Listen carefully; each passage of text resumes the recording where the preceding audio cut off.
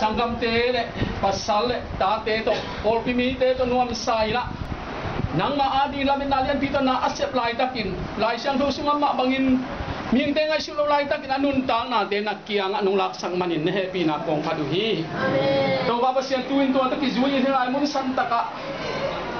alom pa sia chille atapa mampi oma baba siang Malaysia om chum mi te ulen na ko le tui ada pi abai mi ken pe mun tuam to ban ti kai pho mi na un tam pi dak deng to pa gen na sang na le pulang na te nong jo pi ki chiang in tunin na ta pa sia pa na sal pa amu ka kan sa thaw mi sa ganun ta na sa thaw sa kin thu phang pia sa sin dula sa thu phang pia sa kin la hallelujah kita ka to pa sia sanggam nun yang pe thang na lam dang tak in na bang le nang kilang sang ya ta in ada ka ten lum dang om na to kidim sem sem ta hen o so ki na ding to pa nang se ma to pa gol zo na te to bai nung don to ding le dunia to pa sana ta te nun tang na kilam dang nang ma to pa ki pung khat na le ki lom tang na atyan sem sem na ding in